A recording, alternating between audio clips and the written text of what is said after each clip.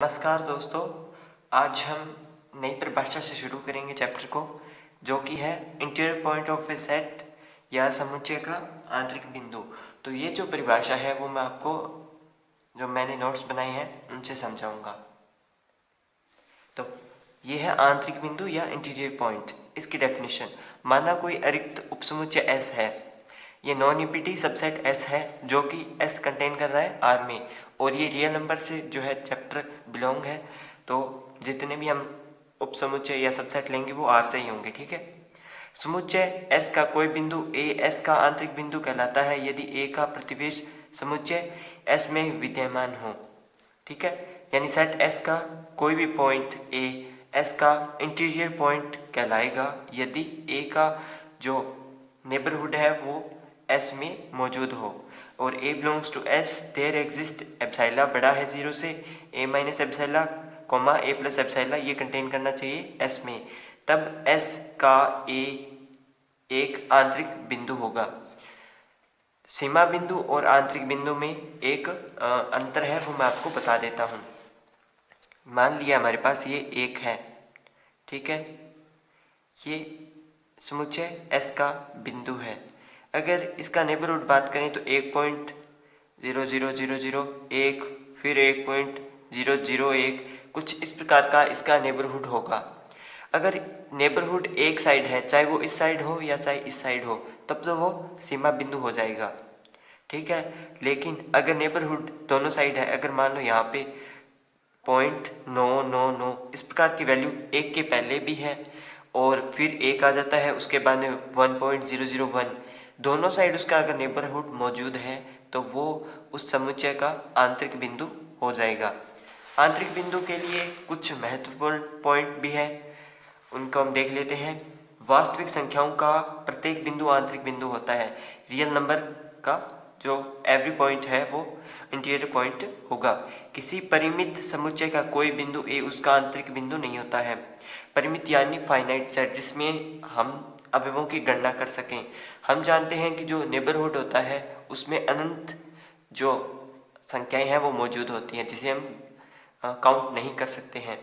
और परिमित में जो है, फाइनाइट में जो है हम उन्हें गिन सकते हैं। तो ये जो है फाइनाइट होने के कारण ये उसका इंटीरियर पॉइंट नहीं हो सकता है। इस बात को आपको ध्यान में रखना है। जो नेबरहुड होता है उसमें असंख्य और अगण्य नॉन काउंटेबल जो अवयव नेबरहुड है वो मौजूद होता है। ठीक है। इसके बाद ओपन सेट या विवृत समुच्चय, इसकी डेफिनेशन बुक में यहाँ पे दी हुई है। ओपन सेट की डेफिनेशन यहाँ पे दी हुई है, मैं आपको जो मेरे नोट्स हैं उनसे समझा देता हूँ। विवृत समुच्चय या ओपन सेट, कोई समुच्चय S, ये देखिए वास्तविक संख्याओं का उपसमुच्चय, मैंने आपको यहाँ पे भी बताया है और यहाँ पे दोबारा मैंने लिख लिया है। ओपन सेट कहलाता है, विवृत समुच्चय कहलाता है यदि S का प्रत्येक बिंदु S का आंतरिक बिंदु हो। ठीक है, मतलब जितने भी, मान लो ये एक S एक सेट है और इसमें 1 2 3 4, अगर इन सभी अवयवों का दोनों साइड का जो नेबरहुड है वो मौजूद है तो ये जो पूरा का पूरा सेट है वो ओपन सेट या विवृत समुच्चय हो जाएगा। ठीक है, आगे की हम डेफिनेशंस देखते हैं। और ये एक अवयव x जो है हमने S से ले लिया है, और there is epsilon such that x minus epsilon x plus epsilon, ये इसका दोनों साइड का जो नेबरहुड है वो है, और ये कंटेन करेगा S में। अब इसके लिए कुछ शर्तें हैं वो देख लेते हैं। प्रत्येक विवृत अंतराल एक ओपन सेट होता है। हमने ओपन इंटरवल के बारे में बात करी थी, जिसमें दोनों साइड छोटा ब्रैकेट यूज होता है, स्मॉल ब्रैकेट। ओके, समृद्ध अंतराल ए बी ओपन सेट नहीं है क्योंकि इसके सिरे के बिंदु A तथा B आंतरिक बिंदु नहीं है। देखिए ओपन सेट में क्या होता है, ओपन सेट में A, B, अगर इनके बीच में बहुत सारी संख्याएं हैं तो हम उनको लेते हैं, लेकिन A और B को जो है हम उसमें शामिल नहीं करते हैं। ठीक है, अगर क्लोज सेट की बात करूं, मैंने आपको इंटरवल के बारे में पिछली वीडियोस में बता दिया, तो आप वहाँ से देख सकते हैं। क्लोज इंटरवल में क्या होता है कि A B अवयव इसमें ऐड होते हैं, लेकिन आंतरिक बिंदु या इंटीरियर पॉइंट के लिए क्या होता है कि उसके दोनों साइड का जो नेबरहुड है वो मौजूद होना चाहिए। तो ए के इस साइड का और बी के इस साइड का नेबरहुड इसमें मौजूद है, लेकिन इस साइड का नेबरहुड यहाँ पे मौजूद नहीं है और बी के इस साइड का नेबरहुड भी यहाँ पे नहीं है, क्योंकि ए जो है वो सिरे का बिंदु है। और देखिए ए ये 0.9998, तो उससे जो पहला बिंदु होगा 0.9997, ये जो है उसके बाहर आ जाता है। उसके बाद में जैसे b की वैल्यू 1 है तो वो 1 आ गया, उसके बाद 1.001 ये जो है क्लोज सेट से बाहर आ जाता है, अतः ये इसका इंटीरियर पॉइंट नहीं होगा। फाई एक ओपन सेट है, फाई खाली है अतः वह एक ओपन सेट होगा। वास्तविक संख्याओं का समुच्चय R एक ओपन सेट होता है। प्रत्येक जो मतलब R है उसमें इनफाइनाइट एलिमेंट है, और इनफाइनाइट एलिमेंट है इसका मतलब जो उनके नेबरहुड्स हैं वो भी इनफाइनाइट होंगे जिनकी हम गणना नहीं कर सकते, अतः यह भी एक ओपन सेट है। परिमेय संख्याओं का समुच्चय Q रेशनल नंबर्स का सेट Q ओपन सेट नहीं है, क्योंकि किसी नंबर या संख्या A के नेबरहुड या प्रतिवेश में इरेशनल नंबर विद्यमान हो सकते हैं जो कि Q का अवयव नहीं है। अतः ये बोल रहा है कि जो रेशनल नंबर के नेबरहुड में इरेशनल नंबर भी हो सकते हैं, अतः Q है वो एक ओपन सेट नहीं है। तो ये हो गया इसमें ओपन सेट के कुछ जो पॉइंट थे वो हमने कर लिए। अब हम थ्योरम 2.6 से शुरू करेंगे, उसके अलावा अगर डेफिनेशन आएगी तो मैं करवा दूंगा, ठीक है। पहले हम थ्योरम शुरू करते हैं। तो थ्योरम 2.7 विपरीत समुच्चयों के प्रमेय, ये जो थ्योरम है वो ओपन सेट पे आधारित है।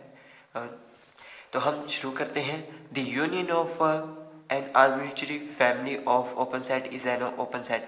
विपरीत समुच्चयों के प्रत्येक समुदाय का संघ भी एक विपरीत समुच्चय होता है, यानी इनका जो यूनियन है उसे भी हमें एक ओपन सेट प्रूव करना है अगर एक सेट ओपन है तो, ठीक है। शुरू करते हैं। 2017 में ये थ्योरम आई हुई है 7 प्रूफ में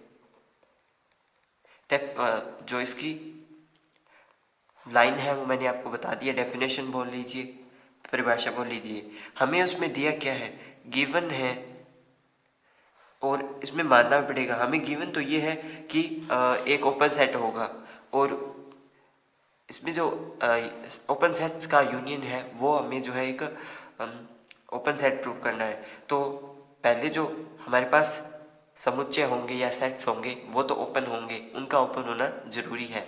तो गिवन है कि, और मानना भी है कि S1 S2 dash dash Sn सभी ओपन सेट्स हैं। हमने ये इतने सेट माने हैं जो कि ओपन सेट हैं। इनका जब तक ये सेट्स ओपन नहीं होंगी तो इनका यूनियन कैसे ओपन हो सकता है, ये सोचने वाली बात है। तो पहले हमें इन्हें ओपन मानना पड़ेगा। अब तथा एक S मान लेता हूँ जो इनका सभी को एक सेट बनाता हो। S1 union S2 union S3 dash dash union Sn, ये मैंने S मान लिया है। और S में इसको शॉर्ट फॉर्म में लिख सकते हैं, जैसे किस प्रकार, यूनियन ऑफ I से 1 से N तक और Si। इससे क्या होगा कि जितने भी सेट होंगे उनका यूनियन आ जाएगा, ठीक है। अब हमें इस S को जो है एक ओपन सेट प्रूव करना है। To prove S is open set, अगर ये ओपन सेट प्रूव हो गया तो हमारी थ्योरम कंप्लीट हो जाएगी। नाउ ओपन सेट के लिए हमें पता है कि हमें एक आंतरिक बिंदु प्रूव करना होगा, इंटीरियर पॉइंट। अगर वो प्रूव कर देते हैं तो ये ओपन सेट हो जाएगा। तो मैंने एक x माना, let x belong to S, ठीक है।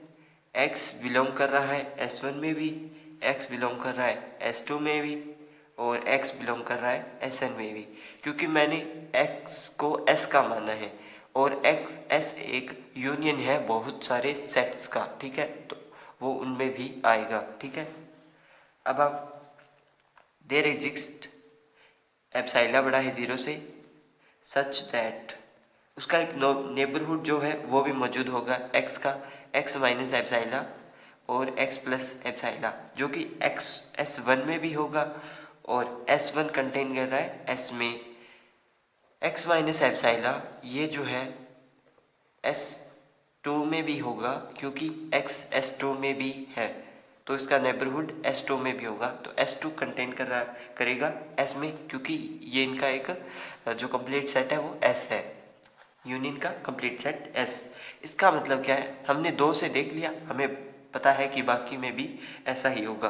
अतः x माइनस एप्साइला x प्लस एप्साइला ये जो नेबरहुड है वो हमें S में मिल गया है, कंटेन कर रहा है S में।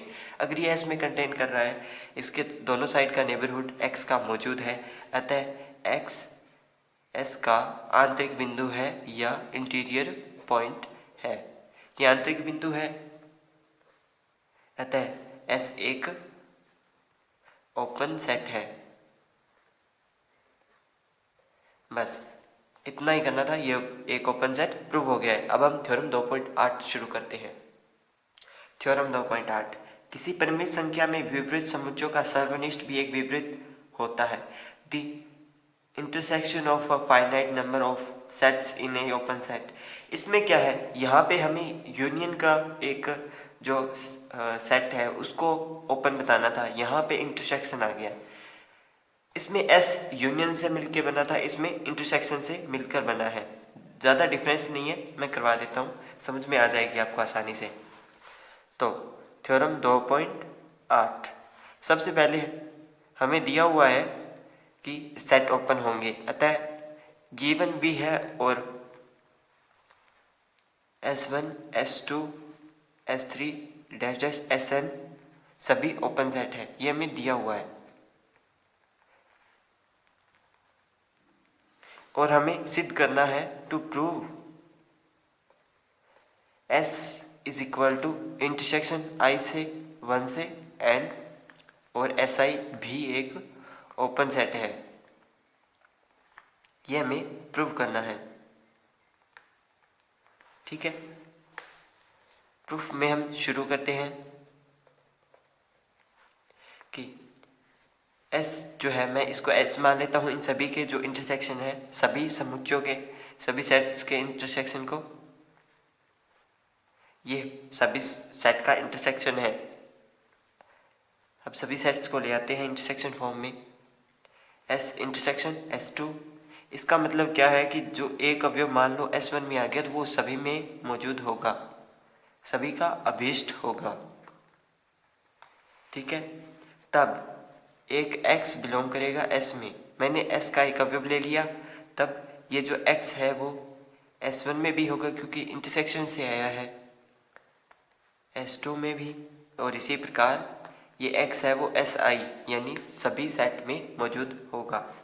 ठीक है, फिर हमें इसका नेबरहुड बताना है ताकि इसको हम एक इंटीरियर पॉइंट प्रूव कर सकें और उसके बाद इसे एक ओपन सेट प्रूव कर सकें। इंटीरियर पॉइंट आ जाएगा तो ये ओपन सेट ऑटोमेटिकली प्रूव हो जाएगा।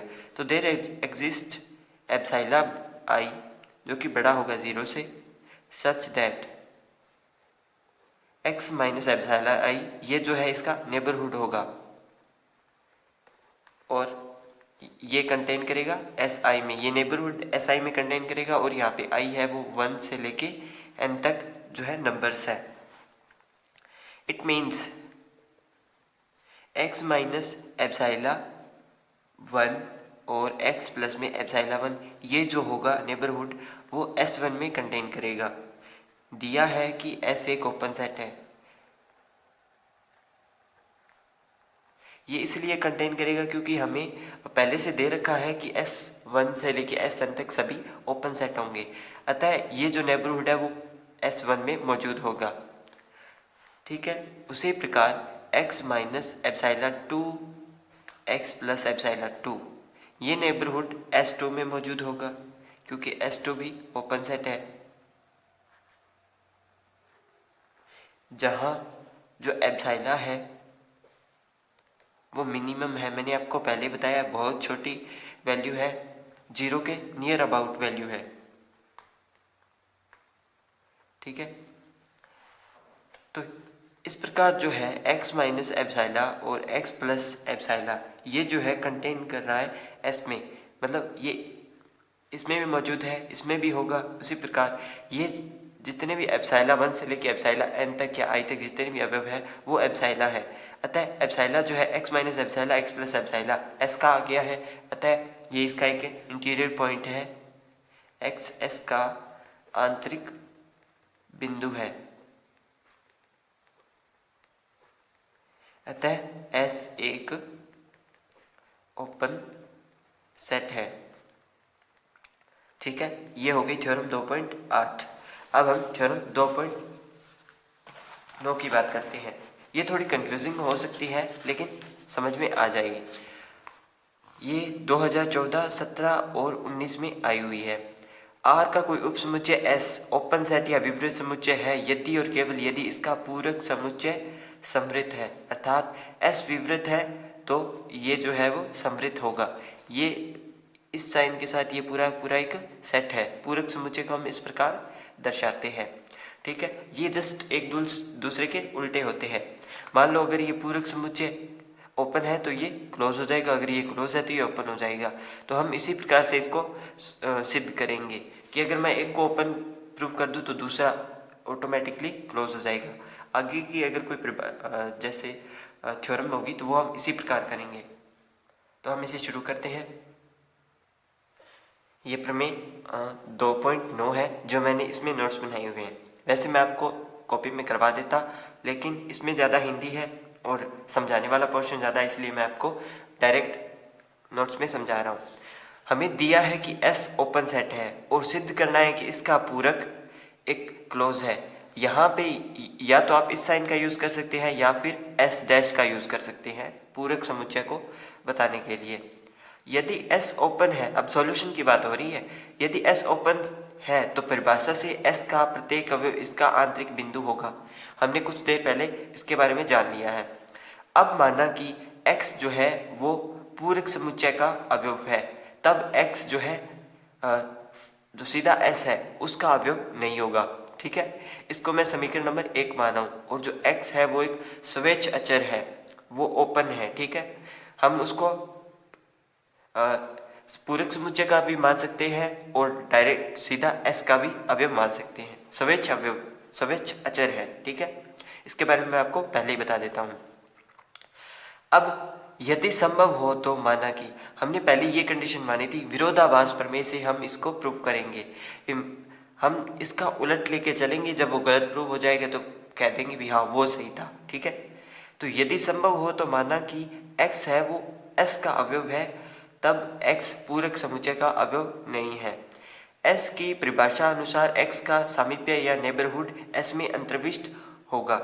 ठीक है, क्योंकि S जो है वो एक ओपन सेट है, हमें दे रखा है पहले से ही, और इसे हमें क्लोज प्रूफ करना है। तो ये ओपन है तो इसका मतलब X का जो नेबरहुड है वो S में मौजूद होगा। There exist epsilon such that X minus epsilon और X प्लस एप्सिलॉन कंटेन करेगी S में। ये जो है X का नेबरहुड आ गया। ठीक है, X S का आंतरिक बिंदु है।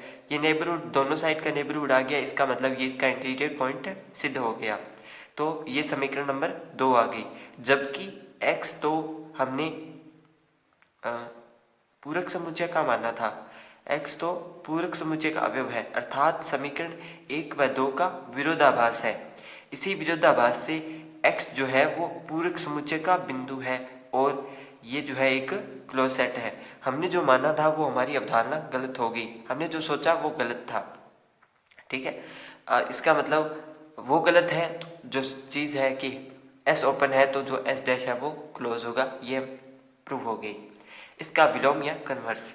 अब हमें S जो पूरक समुच्चय है S डैश मान लीजिए इसे, वो क्लोज लेके चलेंगे और जो S है उसको ओपन प्रूफ करेंगे। तो विलोम, यदि पूरक समुच्चय क्लोज है तो परिभाषा से इसका प्रत्येक अवयव इसका सीमा बिंदु होगा। सीमा बिंदु जिसमें एक साइड का नेबरहुड मौजूद हो, जरूरी नहीं है कि दोनों साइड का हो। अब माना कि X बिलोंग करेगा S में, देखिए उसका हम उलट मान रहे हैं। हमने यहाँ पे पहले X को पूरक का माना था, अब यहाँ पे हम पहले X को S का मानेंगे, तब X जो है वो पूरक समुच्चय का अवयव नहीं होगा। समीकरण नंबर 3 बना दिया इसे, और ये एक स्वेच्छ अचर है ये हमने बता दिया। यदि संभव हो तो माना कि हमने वही विरोधाभास प्रमेय का यहाँ पे यूज़ किया और उसका उलट हमने यहाँ पे माना भी x पूरक का अवयव है, x s का अवयव नहीं है। ठीक है, नेक्स्ट पेज पे पूरक की परिभाषा अनुसार x पूरक का सीमा बिंदु है, लिमिट पॉइंट है, तो इसका कम से कम एक प्रतिवेश जो है पूरक में अंतर्विष्ट होगा या उसमें कंटेन करेगा। देखिए मैंने कम से कम एक प्रतिवेश यानी दोनों साइड का नेबरहुड नहीं, सिर्फ एक साइड का। तो there exist epsilon such that कि x minus epsilon x plus epsilon जो कि पूरक समुच्चय या s डैश में मौजूद होगा, दोनों साइड में से एक का। ओके, तो तब x जो है s डैश का सीमा बिंदु है, समीकरण 4, जबकि x तो s का अवयव है। हम देखिए यहाँ पे x को s का अवयव लेके चल रहे हैं और हमने बताया है कि हम इसे विरोधाभास प्रमेय से प्रूव करेंगे।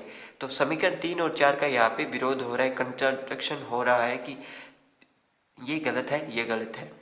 तो इसी विरोधाभास से x जो है वो s का बिंदु है, अतः s एक ओपन सेट है।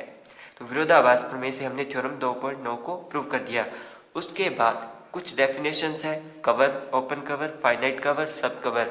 तो इन डेफिनेशंस को हम कल वाली वीडियो में करेंगे। अगर आपको इस थ्योरम में कोई भी प्रॉब्लम हो तो आप मुझे कमेंट कर सकते हैं और अगर आपको कुछ भी चीज़ समझ में ना आए तो आप उसके लिए भी कमेंट कर सकते हैं कि आप दोबारा से समझा दो, मैं उसके लिए अलग से वीडियो बना दूंगा। ठीक है, और मेरी वीडियोस को अपने फ्रेंड्स के साथ शेयर कीजिए ताकि उनकी भी थोड़ी हेल्प हो सके। वीडियो अगर पसंद आए तो लाइक कर दीजिए, अपने फ्रेंड्स के साथ शेयर कर दीजिए और चैनल सब्सक्राइब कर लीजिए। वीडियो देखने के लिए धन्यवाद।